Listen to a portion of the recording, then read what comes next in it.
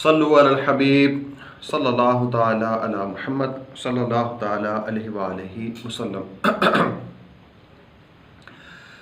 अल्हम्दुलिल्लाहि रब्बिल आलमीन वस्सलातु वस्सलामु अला सय्यिदिल अंबिया वल मुरसलीन।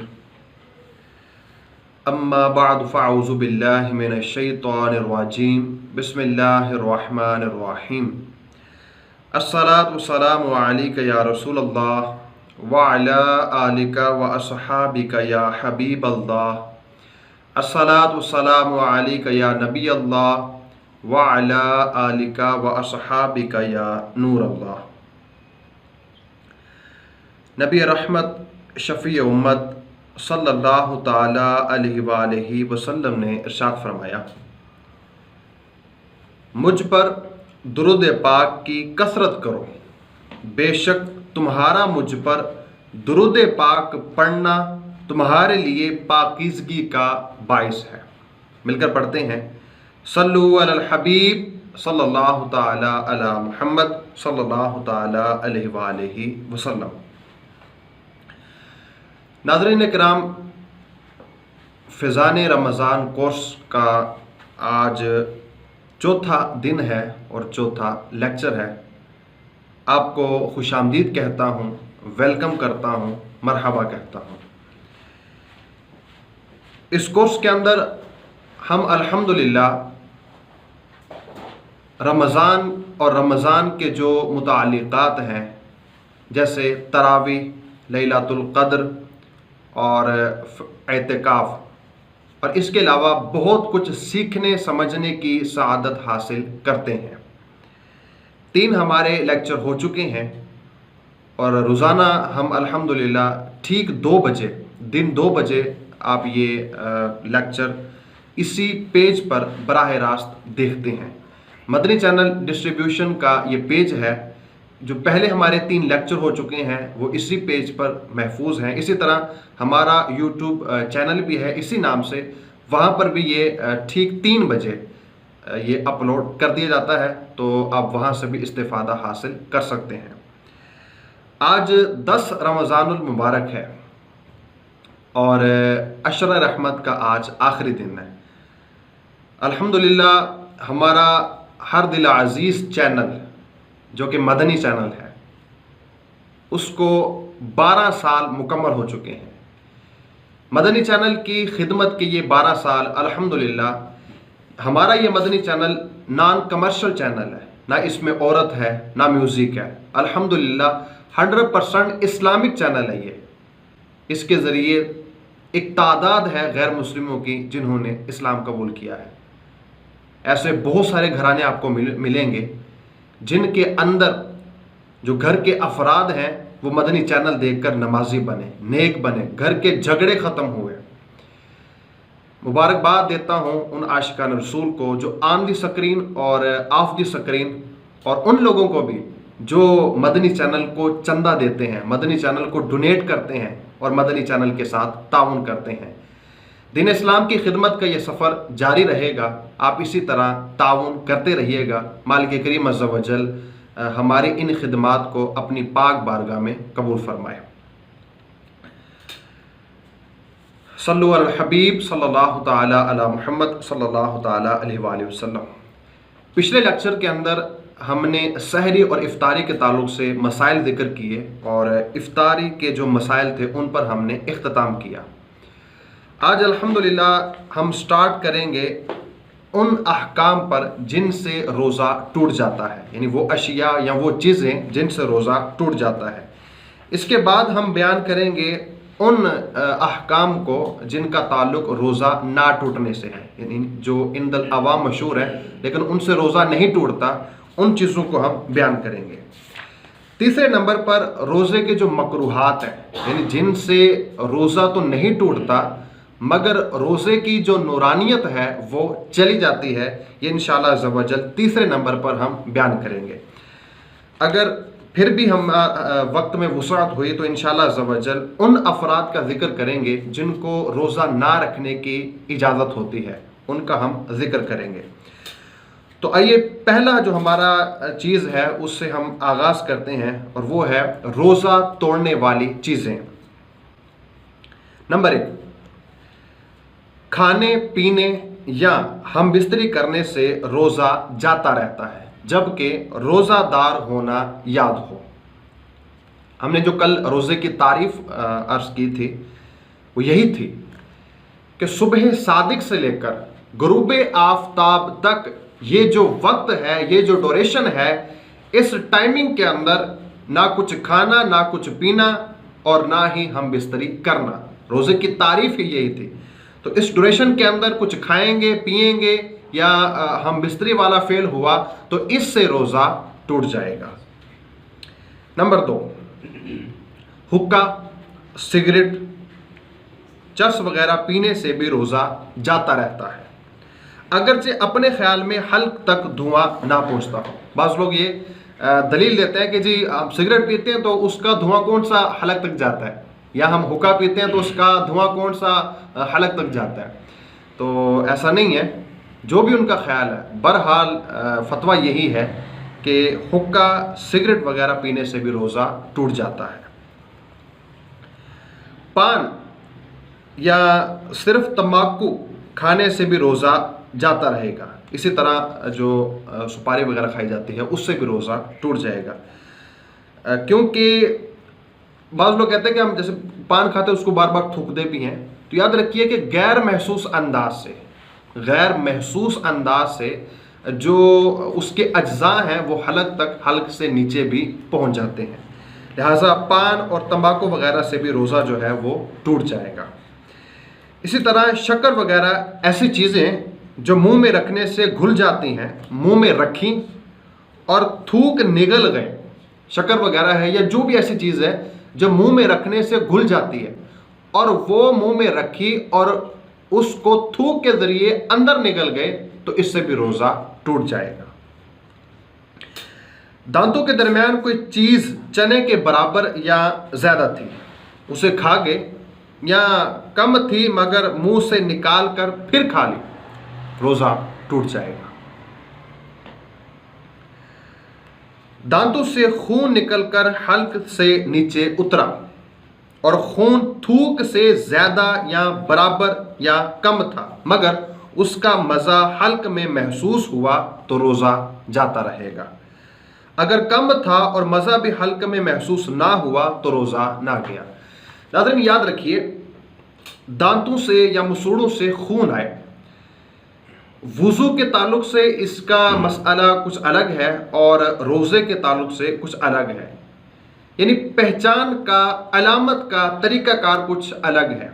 मिसाल के तौर पर वुज़ू में हम थूकते हैं तो थूक खून पर गालिब होगा या खून थूक पर गालिब होगा। अगर थूक ज़्यादा है और खून कम है, मतलब ये कि थूक खून पर गालिब है तो वुज़ू नहीं टूटेगा।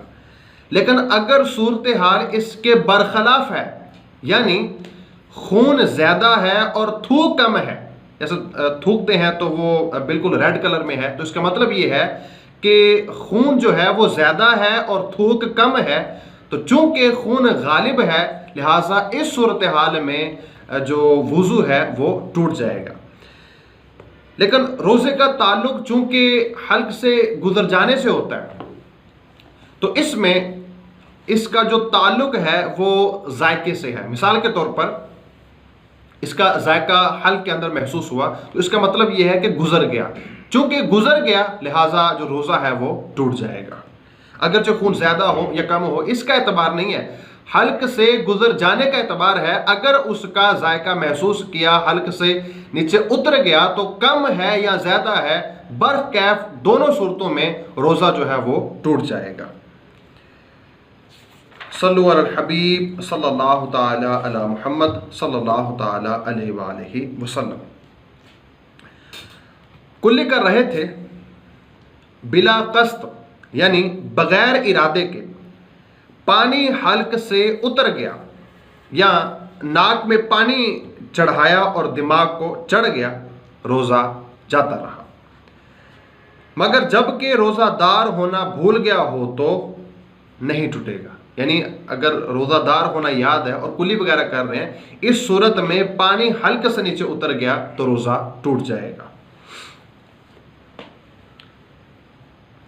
जब तक थूक या मुंह में बलगम मौजूद है और उसे निगल जाए तो उससे रोज़ा नहीं टूटता। बाद लोग बार बार थूकते रहते हैं और वो ये सोचते हैं कि थूक जो है वो हम लेके जाएंगे तो इससे भी ये रोज़ा ना टूट जाए। तो ऐसा नहीं है, जब तक थूक या बलगम मुंह के अंदर है तो उसको निगल जाएंगे तो इससे रोज़ा नहीं टूटेगा। मुंह में रंगीन डोरा वगैरह रखा जिससे थूक रंगीन हो गया, फिर थूक निगल लिया, इससे रोज़ा टूट जाएगा।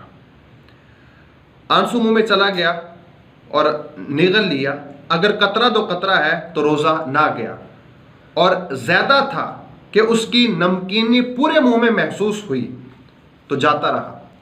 इसी तरह पसीना भी मुंह के अंदर गया और बिल्कुल जो है वो ज़्यादा था कि उसकी जो नमकीनी है वो पूरे मुंह में महसूस हुई और वो हलक से नीचे उतर गया, तो इस सूरत में भी रोज़ा टूट जाएगा। दो फरमान मुस्तफ़ा सल्लल्लाहु अलैहि वसल्लम कै के ताल्लुक़ से हैं, वो समाअत कीजिए। उसके बाद कै के जो अहकाम है, यानी कै जिसको हम उल्टी का नाम भी देते हैं, तो इससे रोज़ा टूटेगा या नहीं टूटेगा, ये इंशाअल्लाह अज़्ज़ा वजल इसकी हम तफसील समझते हैं। पहले आप दो अहादीस समाअत कीजिए। हदीस नंबर 1 कंजुल उम्माल की हदीस है।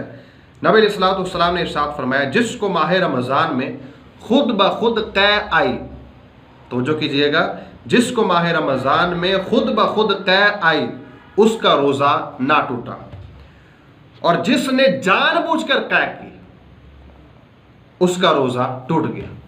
दोबारा हदीस समाअत कीजिए, जिसको माह रमज़ान में खुद ब खुद कै आई उसका रोज़ा ना टूटा, और जिसने जानबूझकर कै की उसका रोज़ा टूट गया।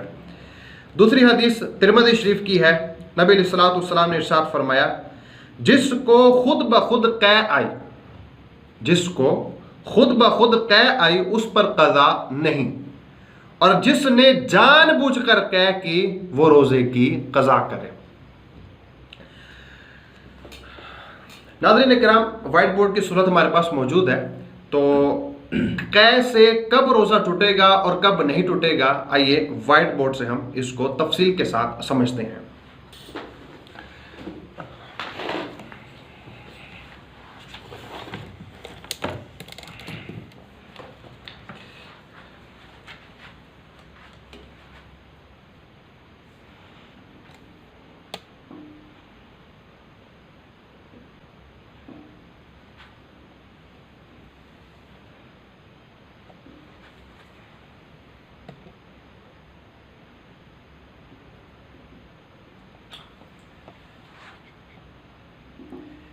कै जो है वो कस्तन बंदा करेगा या ये बिला कस्त होगी। दो सूरतें हमने इसकी बनाई हैं।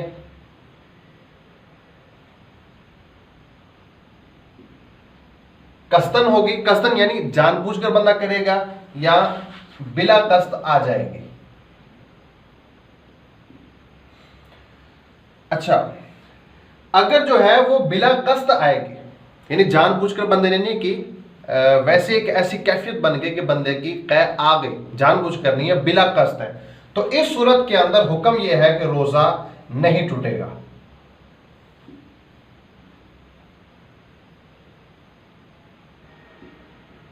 बिला कस्त होगी तो रोजा नहीं टूटेगा। अगर बंदे ने कै जो है वो कसदन की यानी जानबूझकर की, फिर दो सूरतें हैं। कै जो है वो मुंह भर है या नहीं है। मुंह भर किसे कहते हैं, मैं अर्ज करता हूं।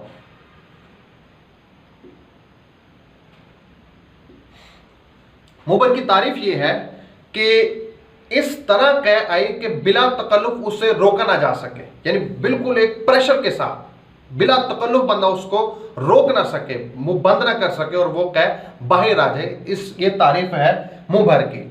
तो कै जो है कसदन की, और दो सूरतें हैं कि वो जो कै है वो मुंह भर है या नहीं है। अगर नहीं है तो हुक्म यह है कि रोजा नहीं टूटेगा।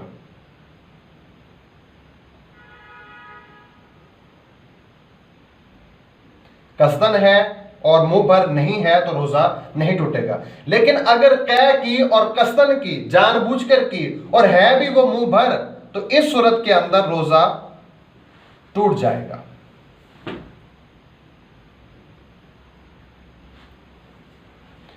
याद रखिए, कै है, कसदन होगी या बिला कस्त होगी, बिला कस्त होगी रोजा नहीं टूटेगा। जानबूझकर की, कसदन की, दो सूरतें हैं, मुंह पर है या मुंह पर नहीं है, नहीं है रोजा नहीं टूटेगा। और अगर कसदन की और मुंह पर है, मुंह पर की तारीफ क्या वो मैंने आपके सामने रखी, मुंह पर की, तो फिर जो है वो रोजा टूट जाएगा। तो ये कै के ताल्लुक से उम्मीद है आपको ये बात याद रहेगी। मगर जो है वो रोजे के ताल्लुक से, वुजू के ताल्लुक से सॉरी, याद रखिए कि ये जो मसला है ये रोजे के लिए,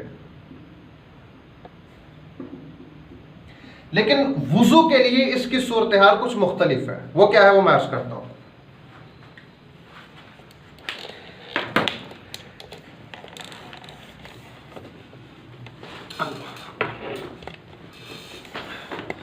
सल्लु अल हबीब सल्लल्लाहु ताला अला मुहम्मद सल्लल्लाहु ताला अलैहि वसल्लम। तो नाज़रीन इकराम, ये रोज़े के ताल्लुक से था कि कस्त बिला कस्त का एतबार था। वुज़ू के अंदर ये है कि कस्त बिला कस्त का एतबार नहीं है, यानी जानबूझकर करें या खुद ब खुद आए, इस चीज़ का एतबार नहीं है। वुज़ू के अंदर क्या की, चाहे वो कसदन की या बिला कस्त की, शर्त यह है कि वो मुंह भर होनी चाहिए, इससे वुज़ू जो है वो टूट जाएगा। यानी मुंह भर की कैद है, कस्त बिला कस्त का एतबार नहीं है, सिर्फ एतबार है मुंह भर का। अगर कै मुंह भर है तो उससे वुज़ू टूट जाएगा। लेकिन अगर मुंह भर नहीं है, चाहे वो कसदन है या बिला कस्त, इससे वुज़ू नहीं टूटेगा। ये याद रखिएगा, ये फर्क रोज़ा और वुज़ू के अंदर है। सल्लु अल हबीब सल्लल्लाहु ताला अला मुहम्मद सल्लल्लाहु ताला अलैहि वसल्लम। तो ये वो मसाइल थे जिनका जो ताल्लुक है वो रोज़ा टूटने से है। अब इंशाअल्लाह अज़्ज़ व जल उन अहकाम को मैं जिक्र करता हूँ जिनका ताल्लुक जो है वो रोज़ा ना टूटने से है, यानी वो अहकाम है जिनसे रोज़ा नहीं टूटता। अच्छा, एक और बात, चूँकि क्या की बात चली है तो मैं आपकी मालूमात के लिए बात अर्ज करता चलूँ कि ये जो मुंह भर कै होती है ना, ये नापाक होती है और इसका कोई जो छींटा है ये कपड़े या जिस्म पर नहीं गिरना चाहिए, इसकी हमें एहतियात करनी चाहिए। लेकिन इसमें बड़ी बेएहतियाती देखी जाती है, यानी जिसको कै आती है, चूँकि बाद में उसके जो अज्जा है वो मुंह पर लगे होते हैं, तो एहतियात नहीं होती, बेएहतियाती की जाती है और उसको जो है ना वो साफ़ कर दिया जाता है। तो इस तरह नहीं करना चाहिए, ये बिल्कुल नापाक है वो कै जो मुंह भर है। अल्लाह रब्बुल इज़्ज़त हमें निजासत से बचने का ज़हन इनायत फरमाए। सल्लु अल हबीब सल्लल्लाहु ताला अला मुहम्मद सल्लल्लाहु ताला अलैहि वसल्लम। तो उन अहकाम को अब मैं जिक्र करने लगा हूँ जिनसे रोज़ा नहीं टूटता। नबी अकरम सल्लल्लाहु ताला अलैहि वसल्लम ने इरशाद फरमाया, मुस्लिम शरीफ की हदीस है, फरमाया जिस रोज़ादार ने भूल कर खाया या पिया वो अपना रोज़ा पूरा करे कि उसे अल्लाह अज़्ज़ व जल ने खिलाया और पिलाया। यानी भूल कर बंदे ने खा पी लिया तो इससे रोज़ा नहीं टूटता, चाहे वो रोज़ा रमज़ान का फ़र्द रोज़ा हो या इसके अलावा नफली रोज़ा हो। लेकिन यहाँ पर एक ये बात है कि अगर हम किसी को रोज़े की हालत में, रमज़ान का महीना चल रहा है, दिन के अंदर हम किसी को खाता पीता देखते हैं, तो अब उसको बताना चाहिए, याद दिलाना चाहिए कि याद नहीं करवाना चाहिए। ये थोड़ा आवाम के अंदर होता है, लोग जो है ये पूछते भी हैं कि क्या करें, यानी रोज़ादार है, रमज़ान का महीना है, दिन का वक्त है, कोई पानी पीने लगा है, कोई खाना खाने लगा है, तो उसको याद करवाएं रोज़ा के ना याद करवाएं, ये लोग बाज़ वक़्त पूछते हैं। तो इस हवाले से मशाइख़ कराम ये फरमाते हैं, उलमा ये फरमाते हैं कि अगले बंदे की कैफियत देख ली जाए। मिसाल के तौर पर नौजवान है, ताकतवर नौजवान है, तो फिर उसको याद करवा दिया जाए। लेकिन एक शख्स है, बिल्कुल कमज़ोर शख्स है, बिल्कुल नातवा है कि अगर वो खाए पिएगा नहीं तो वो बामुश्किल अपना टाइम पूरा कर सकेगा, बीमार हो जाएगा, तो फिर अगर वो खाता है और चूँकि भूल कर खा रहा है, इससे रोज़ा भी नहीं टूटता, तो फिर उसको याद ना करवाया जाए। लेकिन एक ताकतवर नौजवान है, एक अच्छा खासा शख्स है, तो फिर उसको याद करवा दिया जाए। ये एक लिहाज कर लिया जाए, एक अलामत देख ली जाए। तो भूल कर खाने पीने से रोज़ा नहीं टूटता। इसी तरह भूल कर जो है वो जिमा किया तो इससे भी रोज़ा नहीं टूटता। रोज़ा याद होने के बावजूद गुबार या धुआं हल्क में चले जाने से रोज़ा नहीं टूटता। पीछे हमने जिक्र किया था कि सिगरेट या हुक्का वगैरह का जो धुआं है उससे रोज़ा टूट जाता है, मगर यहाँ याद रखिए कि धुआं अगर गुबार का है, गुबार है या धुआं है, नॉर्मल जैसे आग से धुआं निकलता है वो धुआं है, या जैसे गर्दो गुबार होता है ये गुबार, तो ये अगर हल्क में चला जाता है तो इससे रोज़ा नहीं टूटता। अच्छा, इसी तरह जो जैसे आजकल गंदम का काम जारी है, तो जब गंदम एक जगह से दूसरी जगह उठा रहे होते हैं तो एक गुबार उड़ता है। अच्छा, लोगों ने रोज़ा भी रखा होता है, तो रोज़े की हालत में वो गुबार जो है वो नाक के ज़रिए और मुंह के ज़रिए अंदर चला जाता है। इसी तरह जो लोग आटे की चक्की में काम करते हैं तो आटा उड़ता रहता है और वो मुंह के ज़रिए और नाक के ज़रिए अंदर चले जाता है। तो याद रखिए, ये चाहे गंदम का गुबार हो चाहे आटे का हो, दोनों से जो रोज़ा है वो नहीं टूटेगा। इसी तरह कार का जैसे धुआं होता है, ये उड़कर हलक में पहुंचा, गले में पहुंचा, तो अगरचे रोज़ा होना याद है, इससे भी रोज़ा नहीं टूटेगा। अगरबत्ती सुलग रही है और उसका धुआं नाक के ज़रिए पहुंचा तो इससे भी रोज़ा नहीं टूटेगा। एक तो यह कि एक नॉर्मल सुलग रही है और उसका धुआं पहुंचा। अच्छा, एक ये है कि यहाँ जैसे ये सुलग रही है तो कसदन जो है वो धुआं लेना, जानबूझ के धुआं लेना, इससे टूट जाएगा। यानी जानबूझ के करीब करके नाक के जरिए उसको खींचना, इससे टूट जाएगा। एक नॉर्मली जो है वो अगरबत्ती चल रही है और वो एक उड़ता उड़ता ही पहुंचता है तो इससे नहीं टूटेगा। तेल या सुरमा लगाया तो इससे भी रोज़ा नहीं टूटेगा। गुस्ल किया और ठंडे पानी से किया और उसकी जो ठंडक है आप समझते हैं वो पूरे जिस्म में महसूस होती है, तो इससे भी रोज़ा नहीं टूटेगा। कुल्ली की और पानी बिल्कुल फेंक दिया, लेकिन उसके बाद भी कुछ ना कुछ मुंह पर जो है वो तरे कुछ ठंडक से रहती है, तो वो उसको निगल लिया, उससे रोज़ा नहीं टूटेगा। कान में पानी चला गया, इससे रोज़ा नहीं टूटेगा, बल्कि खुद ब खुद भी डाला फिर भी नहीं टूटेगा। हाँ, अलबत्ता ये एक मसला अलग है कि कान का पर्दा फटा हुआ हो तो फिर कान में पानी डालने से, चूँकि ये हल के नीचे चला जाएगा तो इस सूरत हाल के अंदर रोज़ा टूट जाएगा। लेकिन अगर पर्दा सलामत है तो फिर चला गया या डाल दिया तो इससे रोज़ा नहीं टूटेगा। तिल या तिल के बराबर कोई चीज़ चबाई और थूक के साथ हलक से नीचे उतर गई तो इससे रोज़ा नहीं टूटेगा। थूक या बलगम मुंह में आया फिर उसे निगल लिया तो रोज़ा नहीं टूटेगा। भूले से खाना खा रहे थे, याद आते ही लुकमा फेंक दिया, या पानी पी रहे थे तो याद आ गया कि मेरा तो आज रोज़ा है, तो मुंह का पानी फेंक दिया, रोज़ा नहीं जाएगा। अगर मुंह में लुकमा या पानी याद आने के बावजूद, मिसाल के तौर पर लुकमा जो है वो मुंह में था या इसी तरह पानी जो है वो मुंह में था और याद आ गया कि मेरा तो रोज़ा है, अच्छा याद आने के बाद उसे निगल लिया, चाहे वो लुकमा है या पानी है, तो फिर रोज़ा टूट जाएगा। लेकिन याद आते ही मुंह का लुकमा बाहर निकाल लिया, मुंह का पानी बाहर फेंक दिया तो फिर रोज़ा नहीं टूटेगा। सुबह सादिक से पहले खाया या पानी वगैरह पी रहे थे और सहरी का टाइम ख़त्म हो गया, लेकिन मुंह में जो है वो कुछ लुकमा मौजूद था या पानी के कुछ कतरे मौजूद थे, तो यहाँ भी यही मसला है। चूँकि टाइम ख़त्म हो चुका है, अब अगर पानी पिएंगे रोज़ा टूट जाएगा। जो मुंह के अंदर लुकमा है निगल लेंगे, रोज़ा टूट जाएगा। लेकिन अगर जो है वो पानी जो है उसको फेंक देते हैं, लुकमा उसको निकाल लेते हैं, तो फिर रोज़ा नहीं टूटेगा। गिबत की, इससे रोज़ा नहीं टूटेगा। हाँ, ये सख्त और कबीरा गुनाह है। कुरान मजीद में गिबत करने की निस्बत फरमाया जैसे अपने मुर्दा भाई का गोश्त खाना, और हदीस पाक में फरमाया गिबत जिना से सख्त तर है।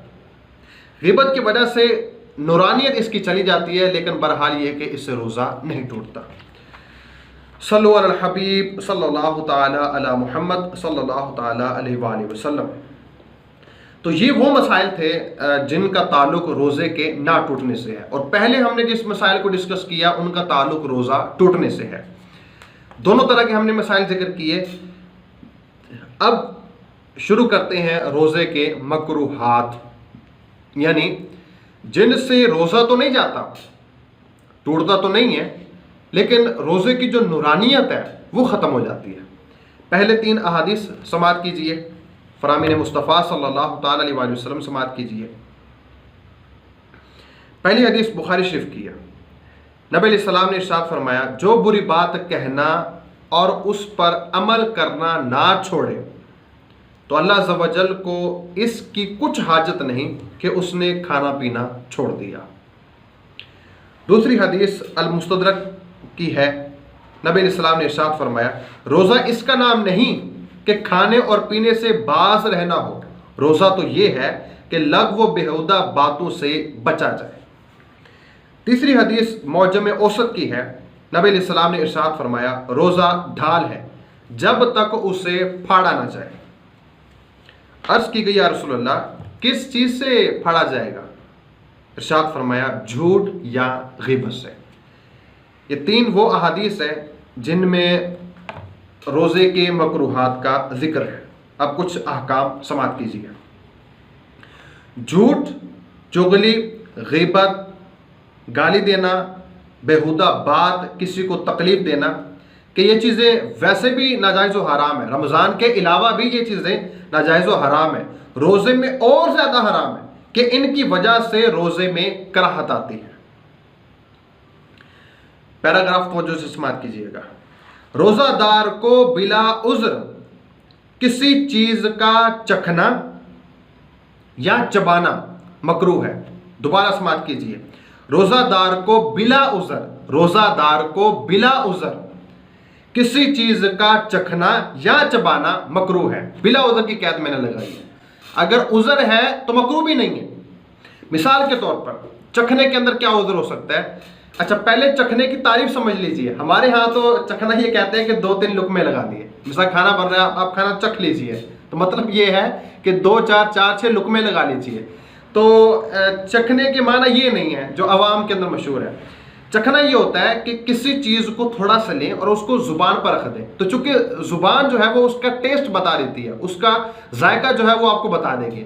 उसके बाद उसको थूक दिया जाए, बाहर निकाल दिया जाए, ये चखना है। ना कि अवामी चखना मुराद है कि 2-4 जो है वो लुकमे लगा लिए जाए। एक भी लुकमा लगाएंगे और थोड़ा सा हिस्सा भी जो है वो हलक से नीचे उतर गया, इससे तो रोज़े टूट जाएगा।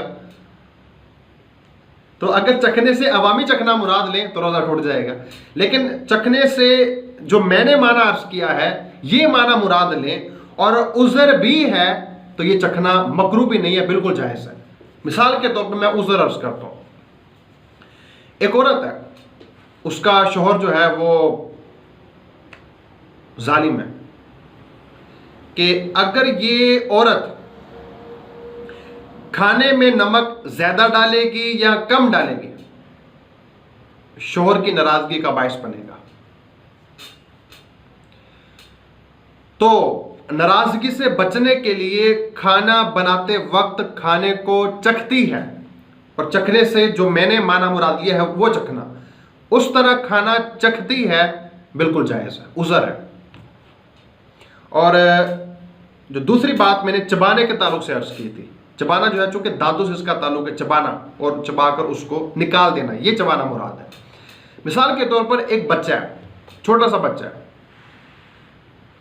और खाने की चीज़ है, और उसके पास एक ही औरत है, उसकी वालिदा है या उसकी बड़ी बहन है। तो वो वालिदा या बहन है और कोई औरत नहीं है, और कोई मिसाल के तौर पर कोई और शख्स नहीं है, और ग़िज़ा भी यही है और बच्चा है, उसको खिलाना भी है। तो इस सूरत हाल में अगर वो औरत खाने को चबा कर निकाल कर बच्चे के मुंह में डालती है, बिल्कुल जायज़ है, उज़र मौजूद है। तो पैराग्राफ दोबारा समाअत कीजिए। रोज़ादार को बिला उज़र, रोज़ादार को बिला उज़र किसी चीज़ का चखना या चबाना मकरूह है, लेकिन अगर उज़र है दुरुस्त है, चबा भी सकती है और चख भी सकती है।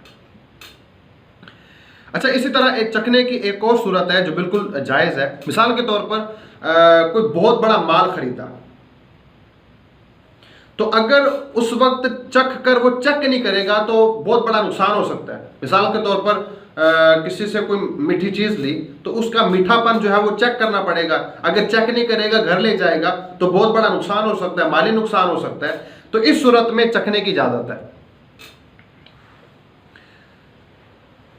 गुलाब या मुश्क वगैरह सूंघना, दाढ़ी मूंछ में तेल लगाना और सुरमा लगाना मकरूह नहीं है।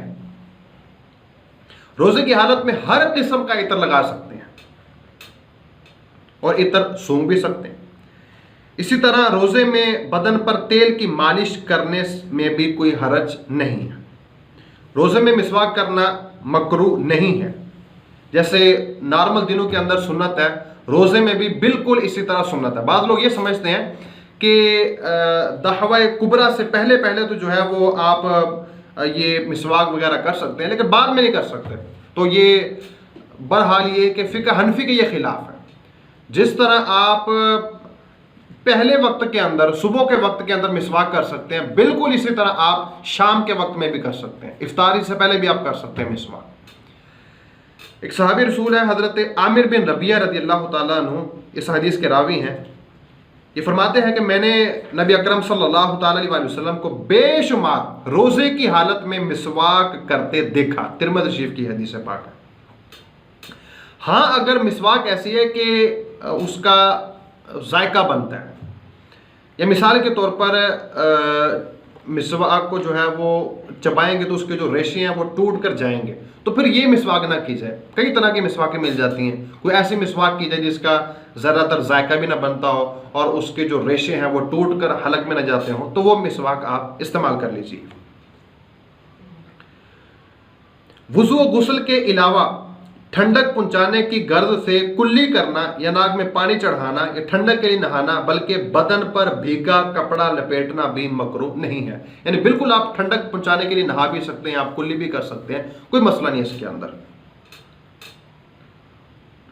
रमजान अल मुबारक के दिनों में ऐसा काम करना जायज नहीं जिससे ऐसा दौफ यानी कमजोरी आ जाए कि रोजा तोड़ने का ज़न्ने गालिब हो। मिसाल के तौर पर ये जो तंदूर पर रोटियां लगाते हैं, नान बाई, इसी तरह बास मशीनें ऐसी हैं कि जो हीट बहुत ज़्यादा देती हैं और उनके पास बैठकर जब काम करेंगे तो हीट आती है बहुत ज़्यादा। तो चूँकि नान बाई भी तंदूर के पास होता है तो उसकी भी अच्छी खासी हीट होती है, और गर्मियों का भी मौसम हो, बिलखुसूस जून जुलाई का मौसम हो, तो इनको गुजारिश यही है कि ये रमज़ान के महीने में दोपहर के वक्त काम ना करें। स्टार्टिंग सुबह के वक्त में काम कर लें, 12 बजे तक काम कर लें, ताकि मुशक्क़त ना आए। और बड़े अफसोस की बात है कि चूँकि रमज़ान का महीना है ना, तो कईयों का ये सीज़न होता है। मिसाल के तौर पर दर्जियों का सीज़न होता है, ईद आ रही है आगे तो हर बंदा सूट सिलवाता है, तो दर्जियों का ये सीज़न होता है। तो दर्जी हजरात अपना सीज़न लगाने के लिए, ये मैंने एक मिसाल दी है, इसके अलावा और भी बहुत सारे डिपार्ट हैं, तो ये अपना सीज़न लगाने के लिए माअज़ल्लाह रोज़ा नहीं रखते, दिन रात काम करते हैं, रोज़ा नहीं रखते। तो बिल्कुल ये नाफरमानी वाला काम है, बिल्कुल गलत काम है। काम जो है वो उस टाइम को मैनेज कर लीजिए, रात को काम कर लीजिए, सुबह जो है वो अव्वल टाइम में काम कर लीजिए, यानी किसी तरह मैनेज करें, मगर रोज़ा और नमाज इसको लाजमी पकड़ के रखें, इसको नहीं छोड़ने की इजाज़त नहीं है। रमज़ान के रोज़े और फ़र्ज़ नमाजें ये पढ़नी पड़ेंगे, रोज़े रखने पड़ेंगे।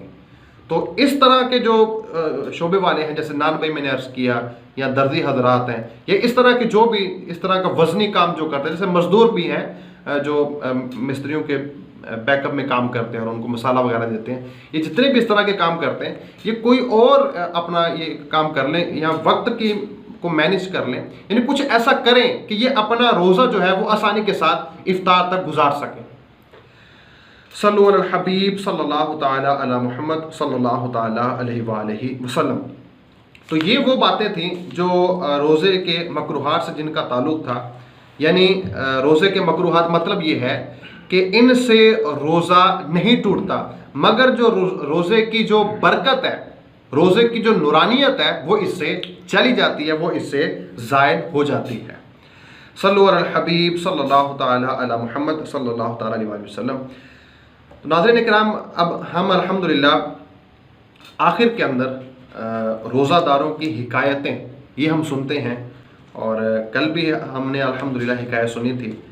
आज की हिकायत भी मुलाहज़ा कीजिए। एक बार हज़रत सैयदना अमीर मुआविया रज़ी अल्लाह ताला अन्हु ने उम्मुल मुमिनीन हज़रत सैयदतुना आयशा सिद्दीक़ा रज़ी अल्लाह ताला अन्हा की खिदमत में 1,00,000 दिरहम भेजे। तो आप रज़ी अल्लाह ताला अन्हा ने वो सब दिरहम एक ही रोज़ में राह खुदा अज़्ज़ व जल में तकसीम कर दिए। 1,00,000 दिरहम हज़रत अमीर मुआविया रज़ी अल्लाह ताला अन्हु ने अम्मा आयशा रज़ी अल्लाह ताला अन्हा की खिदमत में भेजे। आपने एक ही दिन में सब के सब जो है वो राह खुदा में सदका कर दिए और अपने लिए कुछ न रखा। और उस रोज़ आप रज़ी अल्लाह ताला अन्हा खुद रोज़े से थी, रोज़ा था लेकिन वो सारे का सारा राह खुदा में खर्च कर दिया।